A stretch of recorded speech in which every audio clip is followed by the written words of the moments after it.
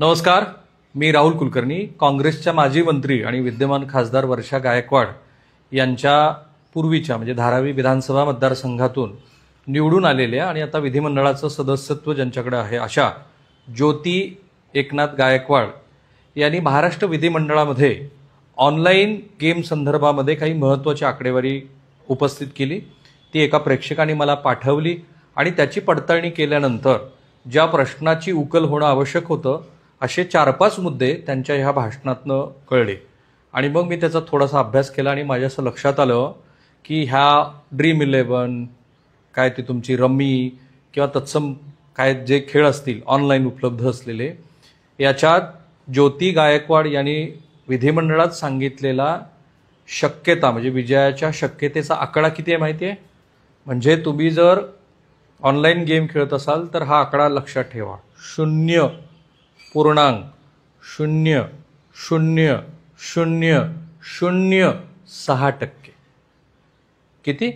पुन्हा एकदा सांगतो, 0.000006%.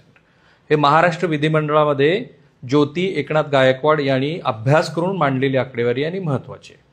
आणि त्याबरोबरच त्यांनी जे महत्त्वाचे मुद्दे मांडले की हा ऑनलाईन जुगार हा प्रत्यक्षामध्ये गेम ऑफ स्किल आहे.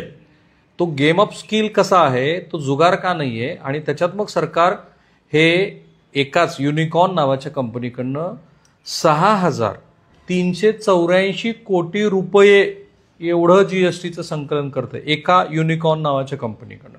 आणि याची सगळ्याची गणिती मी आज तुम्हाला सांगणार आहे. म्हणून प्रत्येक पालकांनी हा व्हिडिओ आपल्या मुलाला दाखवा, कुटुंबातल्या प्रत्येक सदस्यांनी बसून पहा आणि लक्षात घ्या की तुमचं नशीब इतकं फळफळलेलं नाही आहे की ज्याच्यामध्ये 0.000006% एवढ्याच विजयाची शक्यता असलेल्यापैकी तुम्ही एक आहात.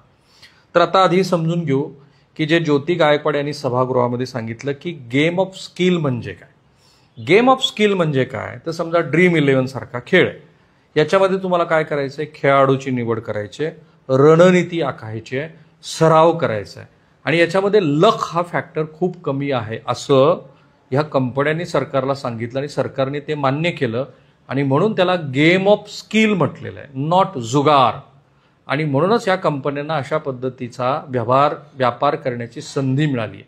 त्यामुळे हे जे गेम ऑफ स्किल आहे ते तुमच्या नशिबावर अवलंबून नाही आहे. तुम्ही जे काही रम्मी खेळता, पोकर खेळता किंवा तत्सम कोणते खेळ खेळता, ड्रीम11 खेळता, तर हा नशिबाचा भाग नाही आहे.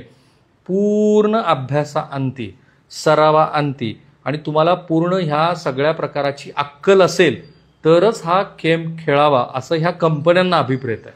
आणि आपल्या हे गावखेड्यातले कोणी 9वी पास, कोणी 7वी पास, कोणी 5वी पास, पदवीधर, तो बंगळुरूचा IT अभियंता, तो बीडचा ASI, हे सगळे गाढव आहेत कारण त्यांना हे कळलेलं नाही की हा गेम ऑफ लक नाही, हा गेम ऑफ स्किल आहे. हे एकदा स्पष्ट झालं. आता ह्या गेम ऑफ स्किल आणि गेम ऑफ लकचा जी काही भानगड आहे त्याचा परिणाम काय झाला. सरकारने गावकुसामध्ये पारापारावर खेळणाऱ्या, आत्ताच मी बातमी व्हॉट्सअप ग्रुपवर बघितली की कुठल्या तरी गावात बसून जुगार खेळणाऱ्याच्या तिथल्या क्लबवरती धाडी टाकल्या 17-18 लाख रुपये त्यांनी जप्त केले. पुण्यात गेल्या 5-6 महिन्यापूर्वी नानापेठेत की कुठेतरी जुगाराच्या एका अड्ड्यावरती क्राईम ब्रँचच्या लोकांनी धाडी टाकल्या आणि वरून एकाने उडी मारली, त्याचा पाय मोडला. कारण जुगार खेळणं हे अनैतिकता आहेच पण पोलिसाच्या दृष्टीनं ते गुन्हा आहे. पण इथे हा सगळा प्रकार हा गेम ऑफ स्किल झाल्यामुळं 2023 पासून सरकारने ह्या सगळ्या कंपन्यावरती, ह्या ज्या काय 5-10 कंपन्या असतील, अशा किती कंपन्या आहेत तेही मी तुम्हाला आकडेवारी सांगतो, थोड्या नाहीत. ह्या देशामध्ये ऑनलाईन खेळाचा चटका ह्या देशातल्या तरुणांना आणि सगळ्या प्रकारच्या वयोगटाला लावणाऱ्या 71 कंपन्या आहेत, 71. तर यापैकी एकाच युनिकॉर्न नावाच्या कंपनीची केस स्टडी ज्योती एकनाथ गायकवाड यांनी सभागृहामध्ये सांगितली, मी तुम्हाला सांगेन. तर या खेळाला 28% GST 1 ऑक्टोबर 2023 पासून लागू केला आहे सरकारने. परिणाम काय झाला तर ह्या ज्या 71 कंपन्या आहेत यांनी थोड्या नव्हे 1,18,000 कोटी रुपयाचा कर थकवल्याच्या नोटिसा यांना बजावल्या आणि त्यातल्या गेम ऑफ क्राफ्टला 21,000 कोटी रुपये सरकारनं म्हटलं की आम्हाला द्या. आणि दुसरी जी Dream11 नावाची कंपनी आहे त्या कंपनीला 40,000 कोटी रुपये सरकारने मागितले, कारण तुम्ही तो कर बुडवलाय. 1,12,000 कोटी रुपयाचा कर ह्या 71 कंपन्यांनी बुडवला, म्हणून सरकारने नोटिसा बजावल्या आणि ह्यापैकी छदामही वसूल झालेला नाही, कारण ह्या सगळ्या कंपन्या ह्या सर्वोच्च न्यायालयामध्ये गेल्यात, प्रकरण पेंडिंग आहे. आता हे लक्षात आलं. मग ज्योती गायकवाड यांनी एका युनिकॉर्न नावाच्या कंपनीचं उदाहरण सभागृहामध्ये दिलं.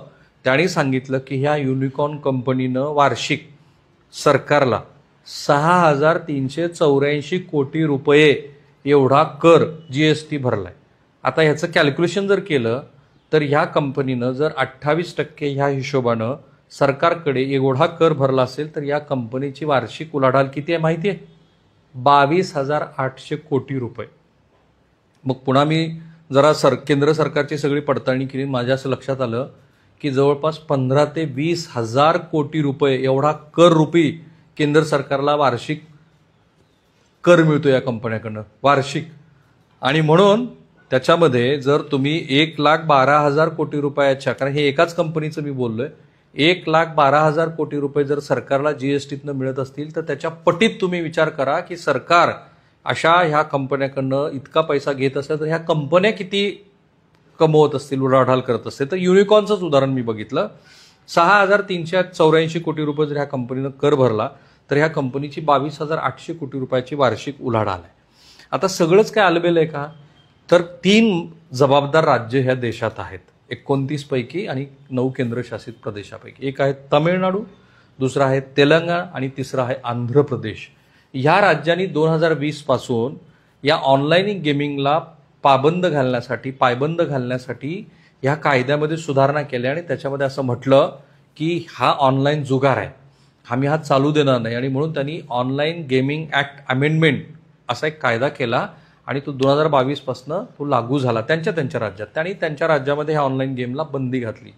दुर्दैव काय की ह्या कायद्याला तिथल्या हायकोर्टाने आणि नंतर सुप्रीम कोर्टामध्ये चॅलेंज झाले, म्हणून भारतीय राज्यघटनेच्या विरोधातलं मानलं गेलं. फ्रीडम ऑफ काय एक्सप्रेशन आणि तत्सम मुद्द्यात, कारण तुम्हाला ते ठरवायचं ना की तुम्ही कसं वागायचं ते.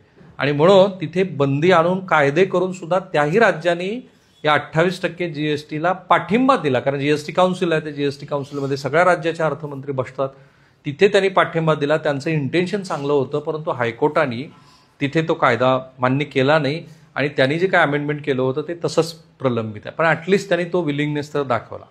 आता जसं ज्योती गायकवाड यांनी सांगितलं तसं महाराष्ट्रामध्ये अनेक कुटुंब देशोधडीला लागत आहेत आणि त्यांनी सभागृहामध्ये सांगितलं की हे जे कोणी Dream11, रमी सर्कल अशा जाहिराती ह्या खेळाच्या करतात त्यांच्या विरोधामध्ये पण गुन्हे दाखल केले पाहिजेत. माझं पण तेच मत आहे, कारण ही काही गरीब मंडळी नाही आहे. अहो, एक म्हैस खरेदी करण्यासाठी ज्या शेतकऱ्यांना 7 लाख रुपये ठेवले होते त्यातल्या 6वीच्या मुलानं त्यातले 5 लाख रुपये खर्च केलेत ह्या फ्री फायर नावाच्या खेळात, ते खोटे शस्त्र खरेदी करण्यासाठी. हा बंगळूरचा अभियंता जो IT इंजिनियर आहे त्याच्या बापाचं घर विकावं लागले, तिथे शरम वाटायला लागली म्हणून तो बंगळूरमध्ये राहायला आला आणि हा पट्ट्या एवढा त्याला विळखा बसला या खेळाचा की हा बंद घरं शोधून तिथे दरोडे टाकत फिरतोय, महिलांच्या गळ्यातले चैन ओढून घेतोय. त्याला अटक झाली कारण CCTV फुटेजमध्ये तो दिसला. इकडे एक बीडचा ASI ह्या जंगली रमी आणि काय त्या खेळात इतका तो ॲडिक्टेड झाला की त्यानं स्वतःच्या नोकरीचाही विचार केला नाही, त्याची बायको पोरं असतील तर त्याचा विचार केला नाही आणि त्यानं SP ऑफिसमधल्या 70-75 बॅटऱ्या चोरल्या आणि आता दुचाकी चोरताना तो सापडला. हे इतके भयंकर परिणाम आहेत. आणि म्हणून राज्य सरकार असेल, केंद्र सरकार असेल, तिथेही जबाबदार मंडळी बसलेली आहे. असं नाही की तिथे काही लोकप्रतिनिधी बेजबाबदार आहेत. त्यांनी पुढाकार घ्यायला हवा आणि ह्या सगळ्या कंपन्यांना तात्काळ पायबंद लावायला हवा, अन्यथा लाखो कुटुंब ध्वस्त होतील. थांबूया आपण इथे. थँक्यू.